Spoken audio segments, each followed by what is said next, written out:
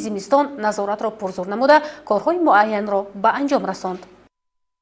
ستاد بین‌الدولتی مقامات حفظ حقوق و تامین امنیت در ولایت مختار کوهستانی بدخشان در برابر به تنظیم در آوردن حرکت واسطه‌های نقلیات و پیشگیری قانون ویرانکنی و ترتیبات جمعیتی، همچنین جهت پیشگیری حادثه‌های نقلیات و آمادگی‌های همه‌طرفه فعالیت کارخانه و اداره‌ها، مؤسسه‌های دولتی نگهداری راه‌های اتومبیلگرد، کارخانه فرعی خواجگی منزلی و کمونالی شهر خوروغ و ریاست کمیته حالت‌های فوق‌العاده و مدافع گردانی در ولایت مختار کوهستانی بدخشان و نظارت همه‌جانبه برای آمادگی به فصل تیرماه و زمستان راه‌اندازی نموده برای سری وقت تازه نمودن راه‌های اتومبیلگرد اهمیت بین‌المللی و محلی داشته از باریدن برف، ترمفرویی و بعضی جای‌های خطرزا، یخبندی راه‌ها در راه‌های اتومبیلگرد شهر و ناحیه‌های ولایت و همچنین فعالیت ریاست کمیته حالت‌های فوق‌العاده و مدافع گردانی را زیر نظارت قرار داده ایستاده است. ولایت مختار کوهستانی بدخشان از جهت موقع جغرافی از سطح برق در مسافه بلند قرار داشته در فصل سرما برف زیاد و درجه سردی هوا همساله در فصل زمستان به مشاهده می رسد. ستاد بین‌الدولتی مسئولین استفاده بری راه‌های اتومبیلگرد ولایت را موظف نمود که برای سری وقت تازه نمودن راه‌های اتومبیلگرد از برف و یخبندی راه‌ها، ترمفرویی و دیگر حادثه‌های راه و نقلیات، تامین حرکت منتظم واسطه‌های نقلیات و پیاده‌گردان و فراهم آوردن شرایط مساعد کارهای فهماندهی پیشگیری کننده را در همه اداره و کارخانه‌های دخلدار راه‌اندازی نمایند. رهبرت کارخانه فرعی خواجگی منزلی و کمونالی شهر خوروغ بر آن نظر است که کارمندان کارخانه مذکور با لباس گرم موسمی زمستانه و تمام تکنیک‌های در اختیار داشته را برای فصل زمستان آماده کار می‌باشند. هنگام سنجش معلوم گردید که در انبارخانه کارخانه فرعی خواجگی منزلی و کمونالی شهر خوروغ مواد ضد لغزش، قم برای استفاده در راه‌های اتومبیلگرد آماده گردیده، تکنیک‌های راه‌تازه‌کنی در حالت خوب کاری قرار دارند. اینچنین برای تازه و آزاده نگاه داشتن مرکز شهر خوروغ و گرد و اطراف آن زیاده از 500 عدد قوطی‌های مخصوص برای پرتاب‌های معیشی تیار کرده شده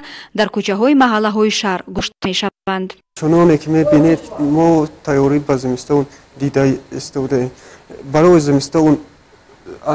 نمک برای ماشینا روغن‌های مالیدنی سوزشواری پورا تامین می‌باشد. چنانه که می‌بینید برای کارمندان لباس‌های گرم، کورتکه، پریچاتکه، پوافزار همش آماده است. رموت میکنیم آمادگی به زمستان گذرانی داریم. حاضر روغن را همش حالیش کردیم و روغن‌های مولیدگی را حاضر استفاده می‌کنیم که با زمستان یگان تقسیم باشد. مؤسسه دولتی اداره خواجگی راه‌های اتومبیلگرد ولایت مختار کوهستانی بدخشان در مؤسسه زیرتابع نگهداری راه‌های اتومبیلگرد را در شهر و ناحیه‌های ولایت داشته از گفت مسئولین متخصصان ساحه آمادگی همه‌جانبه را به تیرماه و زمستان امسال از روی نقشه چاره‌بینی مؤسسه مذکور به راه مانده در راه‌های اتومبیلگرد ولایت مواد ضد لغزش و تعمیر بعضی مفزع‌ها با مرام ادامه دارد.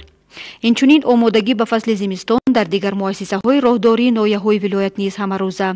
جریان دارد. شعبه و چوبچه‌های بازرسی دولتی اتومبیلی در شهر و ناحیه‌های ولایت عاید به آمادگی به فصل زمستان در مؤسسه‌های نگهداری راه‌های ولایت با مسئولین کارهای فهماندهی به راه مانده شده است.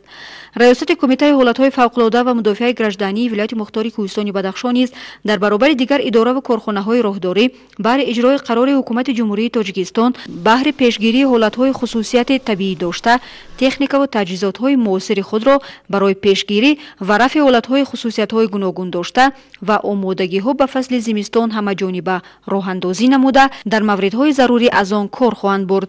شعبه بازرسی دولتی اتومبیلی ریاست وزارت کارهای داخله در ولایت مختار کوهستانی بدخشان برای در حالت خوب نگاه داشتن راه‌های اتومبیلگرد ولایت مختار کوهستانی بدخشان از همه مؤسسه‌های دولتی اداره خواجگی راه‌های اتومبیلگرد ولایت طلب می‌نماید که بهر پیشگیری از بندشوی راه‌ها و صدمه‌های راه و نقلیات آمادگی‌ها را باز هم پرزور به راه مانند.